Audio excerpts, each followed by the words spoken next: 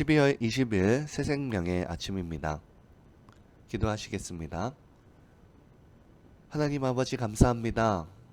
성탄을 기다리며 주님을 더욱더 경외하고 이웃들을 더욱더 격려하고 주님이 먼저 보여주신 아버지 그 길 따라서 사랑의 삶을 살게 하여 주시옵소서.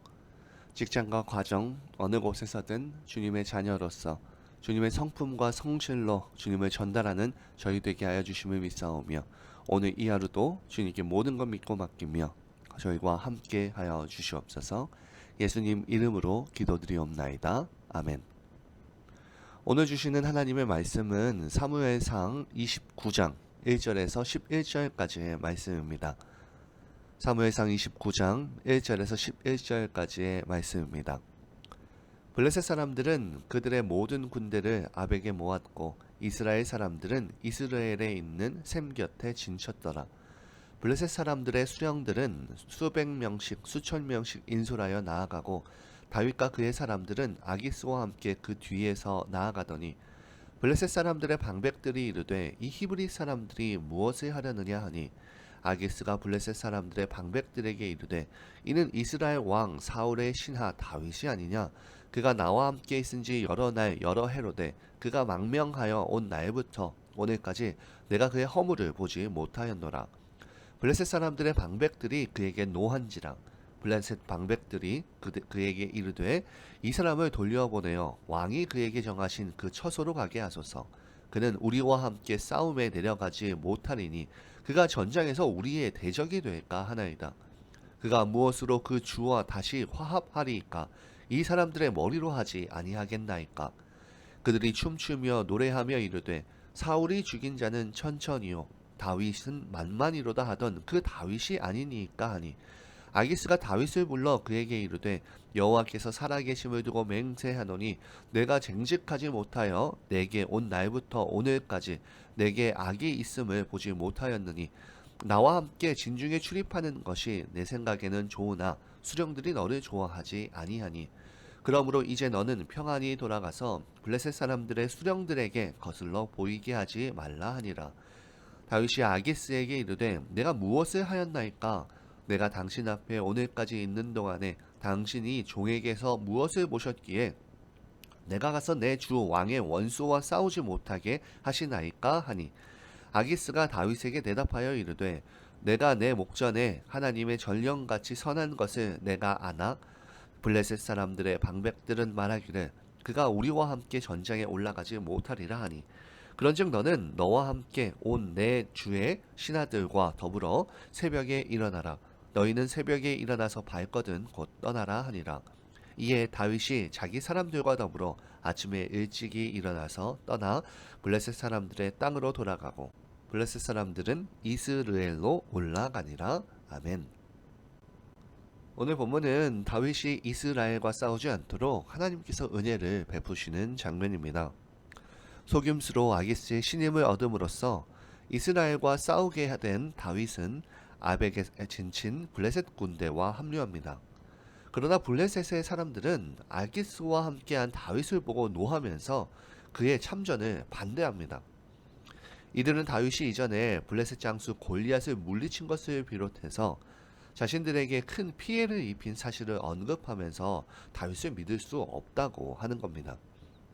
이스라엘과 전투 중에 다윗이 돌이켜서 자신들을 대적하면 배신하여서 자신들을 치면 어떻게 되겠느냐는 그들의 주장에 아기스는 다윗을 이제 시글락으로 돌려보내게 되고 다윗은 이스라엘과 싸울 뻔한 그 곤경에서 극적으로 벗어나게 됩니다.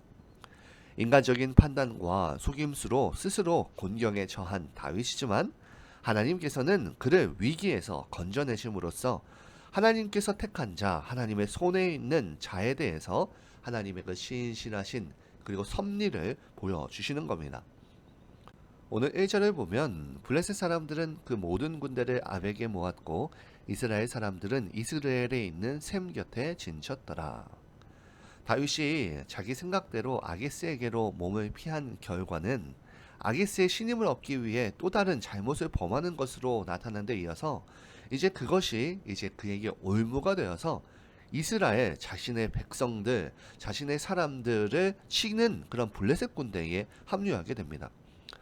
블레셋 군대가 진친 곳은 아멘이라고 하는 곳이었는데, 이곳은 이전에 사무엘이 사사로 등장하면서 엘리 제사장 그 일가가 몰락할 때 그 이스라엘과 맞서기 위해서 블레셋이 진을 쳤던 곳이었습니다. 아마도 이 야벡이라는 곳은 이스라엘을 공격할 때 블레셋이 진을 치기에 가장 용이했던 곳이었던 것 같습니다.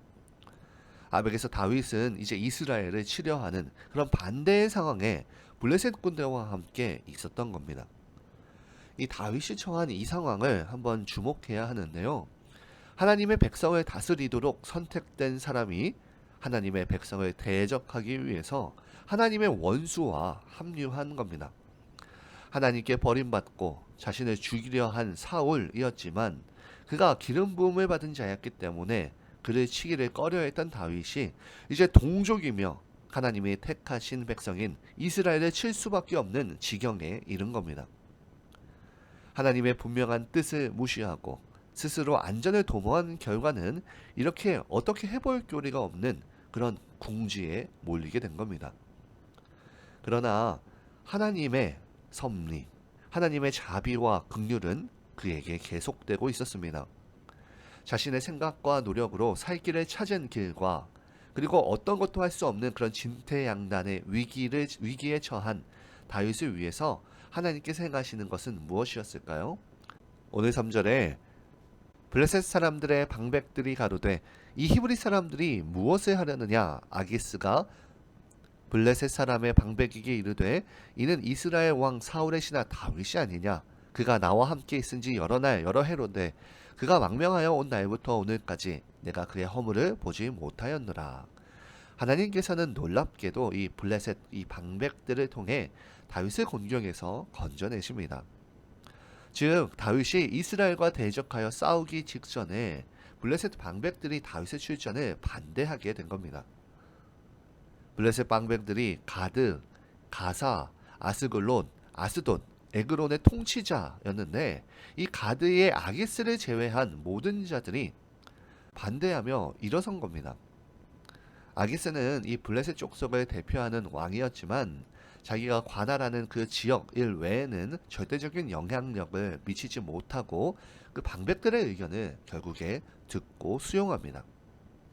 결국 다윗에 대한 아기스의 변호 그리고 그의 신뢰에도 불구하고 블레셋 방백들은 다윗을 불신하는 생각을 바꾸지 않게 되었고 결국 다윗을 돌려보내게 됨으로써 다윗은 공경에서 벗어나게 됩니다. 우리가 이 상황에서 주목해야 되는 것은 다윗이 그들로부터 배척당한 이유가 무엇이었냐 하는 것입니다. 그건 그가 이전에 믿음으로 블레셋을 물리친 것 때문이었다는 사실입니다.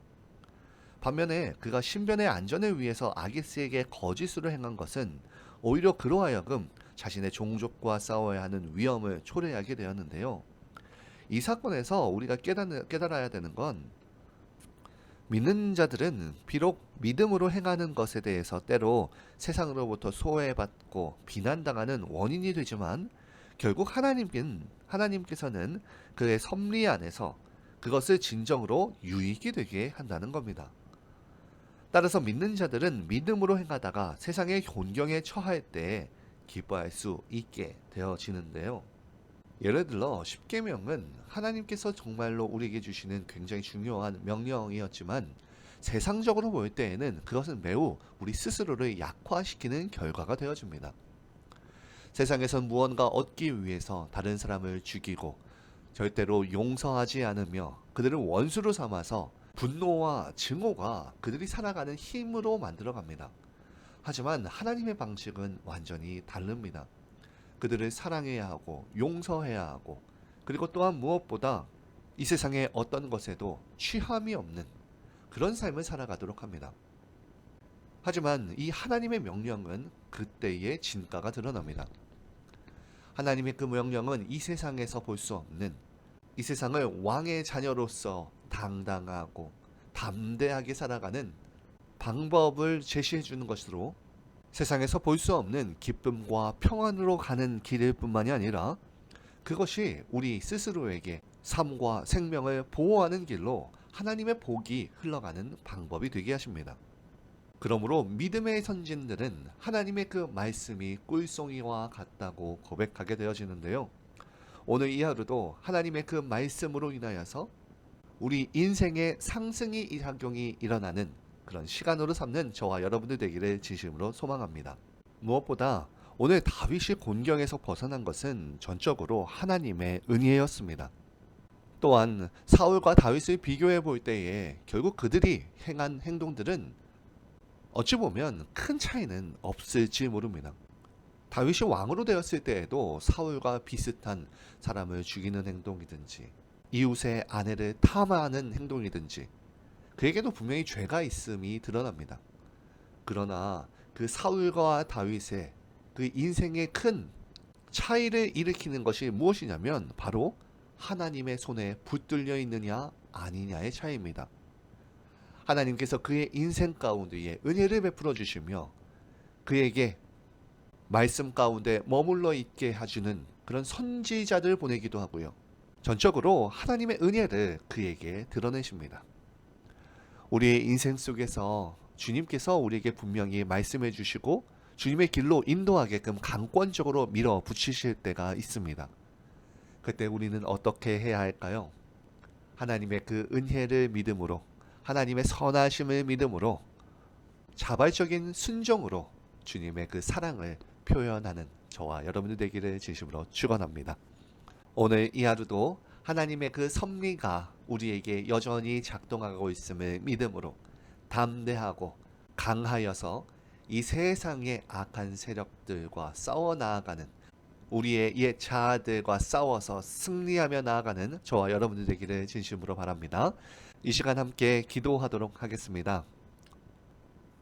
첫째로 주님의 은혜와 사랑 안에서 항상 머물며 주님의 말씀과 뜻 안에서 매일을 살아가게 하시고 주님의 자녀의 신분으로서 범사에 감사하며 항상 기뻐하고 매일을 주님과 동행하는 그 안에서의 즐거움으로 살아가게 하여 달라고 기도합시다. 둘째로는 금요일에는 돌아오는 주말의 예배를 위해서 기도합니다. 이번 주일은 성탄 감사 예배로 드려질 텐데 준비하는 모든 성도들의 마음속에 이미 오신 주님을 기억하며 기쁨과 감사로 주님이 흠양하시는 귀한 예배가 되게 하시고 무엇보다 온 세대의 연합 예배로 드려질 때에 다시 오실 예수님을 바라며 주님이 주인으로서 우리의 모든 가정 안에서 예수님의 그 사랑이 고백되어지는 예배가 되게 해달라고 기도하시고요. 오늘 하루도 힘차게 살아가기를 진심으로 소망합니다.